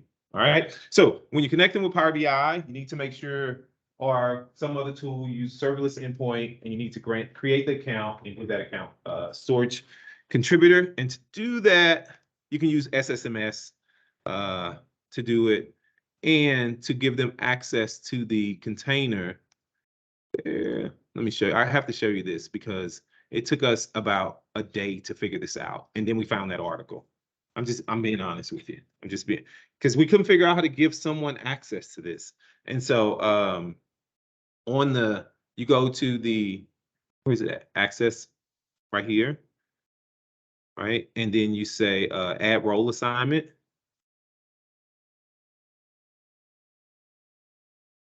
And then just search for like contributor. And then it'll show up right here. Where is it? Storage. That one right there. This is the one. Storage blob data contributor. And then just using regular T-SQL, when you connect with Management Studio, you'll see that Lake database as one of the databases. And shall we do it? Do we have time, Teo? Are you ready for me to stop talking? Okay, okay. Oh, shoot, I got plenty of time. I'm gonna keep going. So you go here. Thank you. I thought it was 8:15. So sorry. So let's let this open. And what you would do is, as an administrator, obviously, you need to be you need to give yourself full ownership, full access to the storage and the Synapse workspace. And you could do this with Azure Data Studio also. I don't know why this is taking so long, but when it opens up, you just put that serverless endpoint into the server name and then connect, like you connect it to any SQL Server. Use Azure Active Directory with MFA if you use MFA. We use MFA at Microsoft. It should be called triple FA because it's like 18-factor authentication at Microsoft. I think they get a piece, some of my blood too when I authenticate. Every time I got to prick my finger to access something. It's just taking forever. But and you just write SQL. So you'll see that database in your list of databases, and then you run a query under that context and say create user, your Windows user from external provider. And then you say alter database role, DB reader, and then you add that user to the role, and then you give them the storage access, and then they can connect and query, those objects within that database. There's no way, I haven't figured out a way to like give them access to specific objects because the grant statement is not valid. And that's a little concerning for me because I maybe don't want to give someone access to all the objects in the Lake database. I want to do it selective. And so I haven't figured out a way. Maybe you can create a role and add them to roles. I haven't figured that out yet, which would just make sense. But I don't know. Yeah. So it sounds like there are two ways. One of them is to serverless and you can views on top of that Yep. with open role set. Yep. The second one is this new thing which is called Lakehouse. Yeah. When would you use each approach? So- How do they compare? So good question. So Teo's question is, should I use serverless? Should I use views, right? Open row heads. I mean, should I use open row set or should I use the Lake database? Right now, under the covers, from what I've been told, they both use open row set.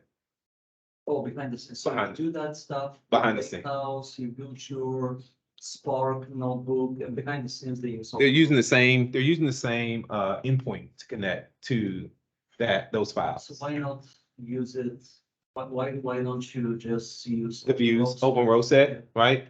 I cannot tell you. I could tell you, but I can't say it in the open forum Oh. right now. I can't say it in the open forum. But under the covers, so I did queries. They both have the same response time. There's some, and all the optimizations and everything I do, if I'm using Delta, apply both to serverless because they're both going through the serverless endpoint. And I didn't see any true performance gains from either. There was one thing I saw though with serverless is that when I do create my views with serverless, I can specify data types. Yes. Okay. And by default, if this would have connected, I was going to show you something when you told me I had lots of time. Oh, it did connect. Oh, geez. Hang on one second. Let me get the serverless endpoint.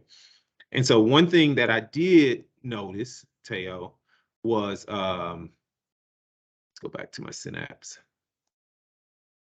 This is a good question. And so I know this because I'm putting this in a day. And so I'm going to copy this. And so I copy this and watch the authentication that I have to go through to get this connected. So I'll put that right there. Use MFA, LeBlanc at Microsoft.com. Now it's going to ask me for a snippet of blood. Here we go.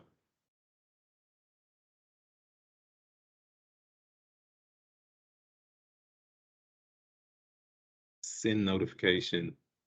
There we go. There we go. Yes, it's me. Another Face ID. Another Face ID. There we go. Oh, and it didn't connect. That's all right. Don't believe the hype, right? And now, there we go. We're connected. Okay. I'm telling you, it's insanity. And so, it's insanity, man. It's insanity. And so what you do, see, I gotta raise my glasses up, a little mature.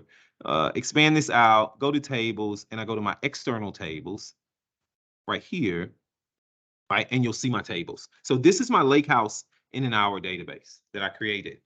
And I just went through Management Studio to connect to this, but I created those objects using Spark, okay? What disturbed me about this, Teo, is what do you see right there? What's not great about that? 8,000. Imagine querying that through a serverless endpoint where I'm paid for every query and the amount of data that I come back. It's terrifying to see something like that, right? Even though varchar is variable length and it should only return what I need, right? It's still terrifying to see something that. But when you try to do joins and where clauses and stuff like that, it's not very efficient. When you're using open row set, guess what I can do when I create the view? There's an option at the bottom to say, this is going to be this date width. You can specify width, and I can typeset each one of those. I cannot, and nobody on our team has figured out how to typeset these things using Spark. Even when I typeset them using Spark, guess what they show? varchar max instead of varchar 8,000, right?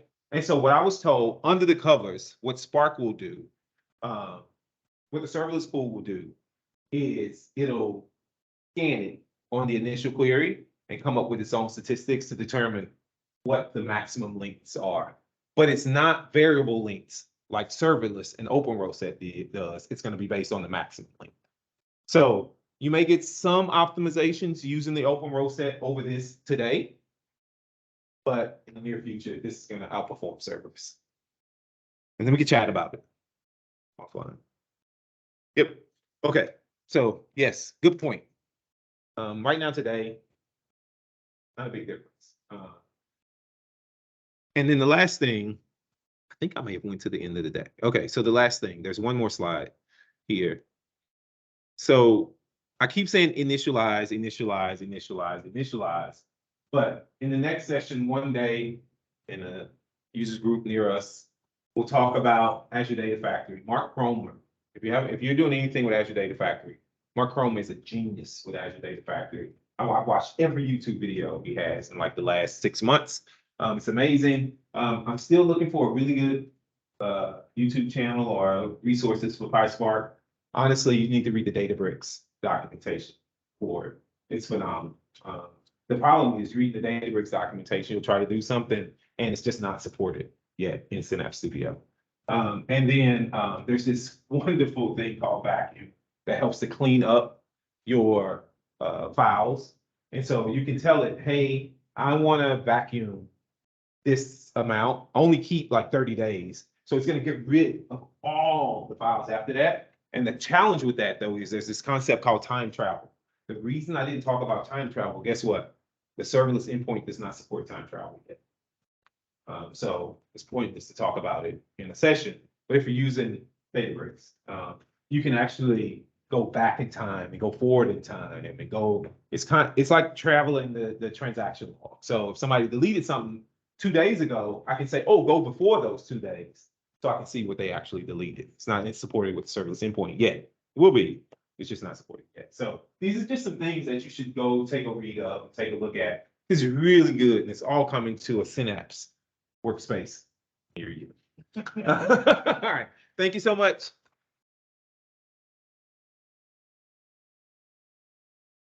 All right, thank you, Patrick. You're welcome to. I think that's it. Any questions, guys? What do we have? We have like 5 minutes or something. Anything you want to ask? Yes. Even Power BI. Even Power BI, all kind of questions. Yes. Yeah. For BI? For Lakehouse or BI? Most comp sales. What do you mean application? I don't know what that means. It depends on what you're trying to do. I mean, it can be used for practically anything. If you want to analyze telemetry data, sales data, enrollment data. So like what company do you work with? Yeah. Just in general. Oh, just general. Oh, okay. Okay. So typically You got a company that have a bunch of systems, ERP systems, CRM systems. Your CEO comes to you and said, Patrick, I want to analyze this whole thing, together, maybe I have other companies that I have acquired. I want everything in one place. I want to see trending. I want to see who is performing, underperforming. I want to build a dashboard, KPIs, key performance. So this is all business intelligence, all data analytics, right? So that's typically what happens. Show me variance, show me my profit. Think about the performance between the SQL versus Spark. Are we talking about serverless or dedicated? Yeah, in your case, serverless. So from a Synapse perspective, not much, right? But if we saw, Which means Spark is the more effective, the faster performing one. I won't say that. I won't say that right now because of the data types that we talked about at the very end. But if we were talking about Databricks, and this is me being candid, right? Databricks runs on Azure. If we're talking about Databricks today, Spark and Databricks, because I can't connect right now today, I can't connect to the Spark pool in Synapse. But if I'm using Databricks, I can connect to the Spark pool. And it's a really efficient, and it's a really good pool. And so the Microsoft team would probably going crazy. There is a burning. Don't say that, Patrick. Right? I can't. Once I can connect to that Spark pool, then I can tell you the answer. I can't tell you the answer right now because I can't connect to that Spark pool. Something that I can add to this from experience. So if you're talking about, let's say you have a table of some kind, you want to do select star from this table, where, whatever. Synapse dedicated pool, that query probably is going to come within milliseconds or second, depending on scanning indexes and stuff like that. The serverless pool that Patrick was talking about is going to take a while to go and query these files, because what happens is that probably more intelligent than this, but it has to read all the data in these files. It has some statistic that it maintains to be a little bit smarter and kind of distribute the load. It's got to load everything in every single file, and it's got to do a where on the. So this is going to take quite a bit of time, actually. So I'm showing you. Oh, you can't see it. Why is it not showing? In fact, maybe you can go ahead and do select star from. That's what I did. I was just doing it, and so I just did a select star from one of the tables, and this table only has 407 rows, and it took 13 seconds. Right. So imagine if it had 10 times that. So it's not. So there is a guy called James Serra. I know James. Very well. I know James. So I'm gonna actually leave it with this, that he was saying in one of the presentations that everyone who has tried to build a data warehouse on top of data lake without having SQL Server, just to have a Lakehouse or data lake has failed. So I will say this. I'm just gonna leave it with. I'll say this. So if you use the proper tooling on top of it, right? If I'm not expecting real time performance against it, and if I'm using a tool like maybe Power BI, and I create a composite model and I create reports that I know are hitting my aggregations, and I aggregate the data up, and I only import those aggregated data at night, we've succeeded, right?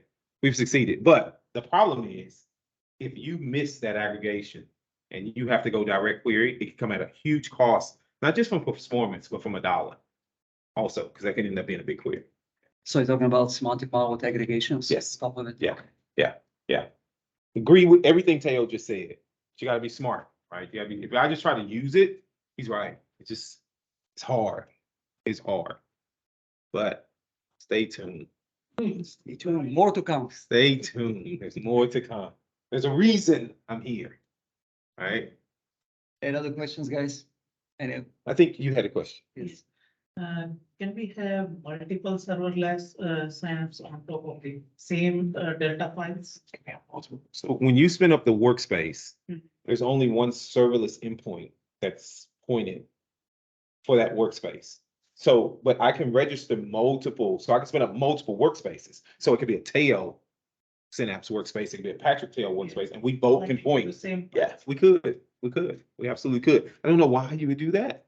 Do you know of anyone who actually has multiple workspaces? I do not. Like in the scenario where there is a group team and there are different regional teams, and they want to manage this costing recharging model so that every Oh, consumer which is consuming, Yeah, they will pay yeah. their. I see. Yeah.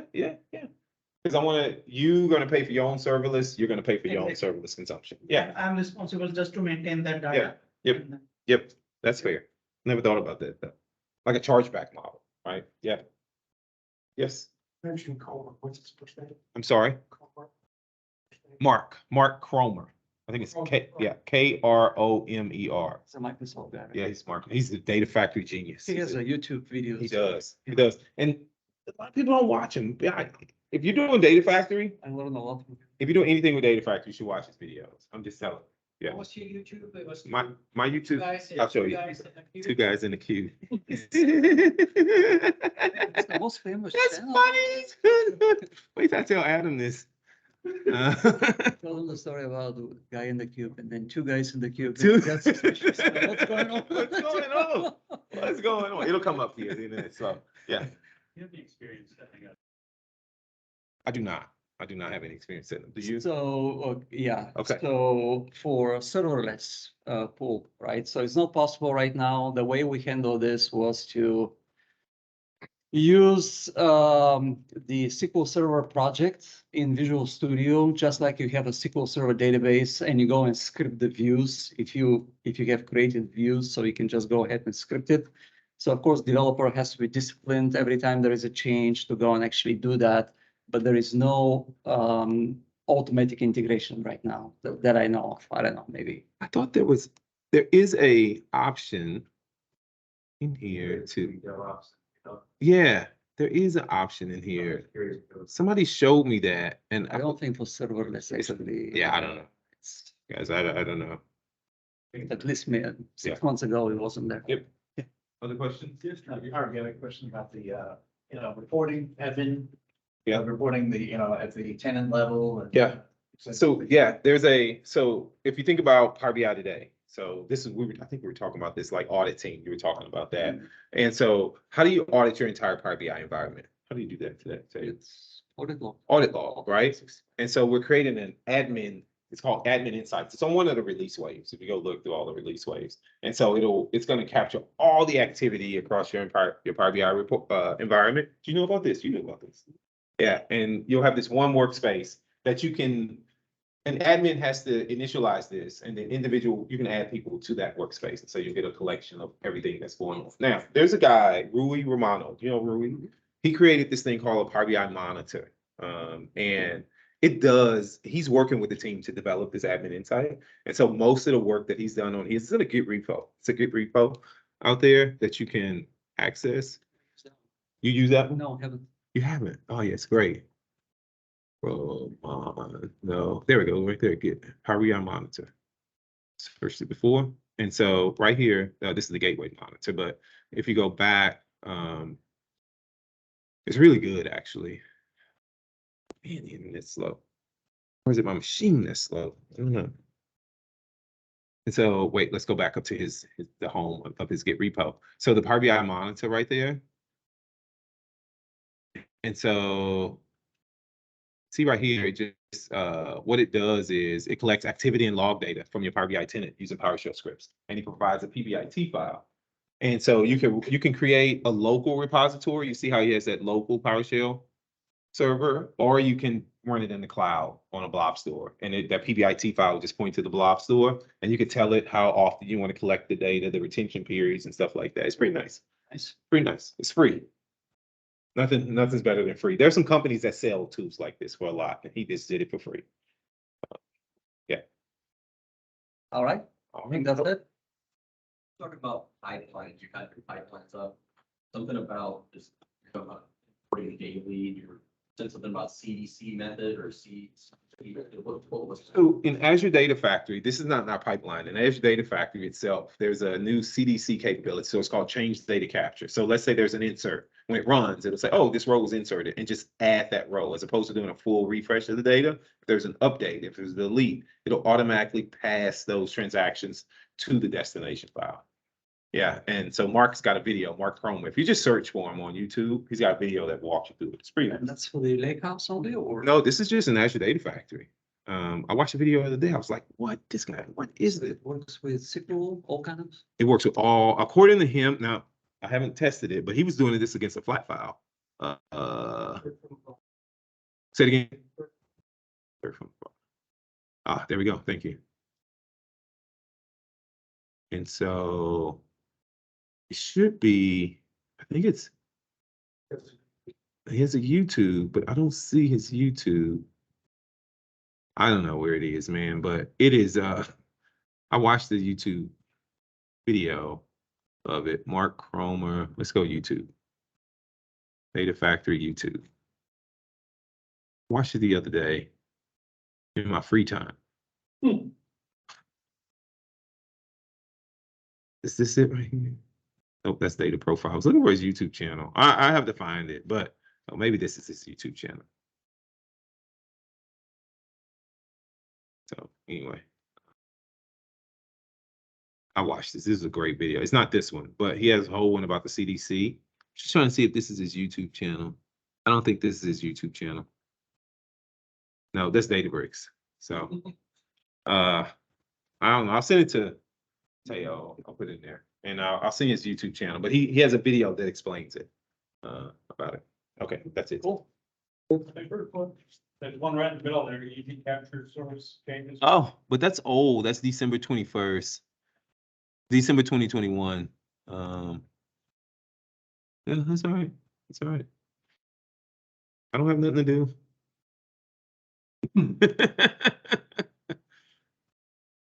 Are you changing that acronym?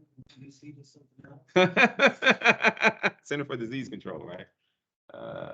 Anyway, well, I'll find it. I'll share it with you. Cool. Yeah. All right. All right. Well, thank you guys for coming. Next one, March 6th. Hope you see you there.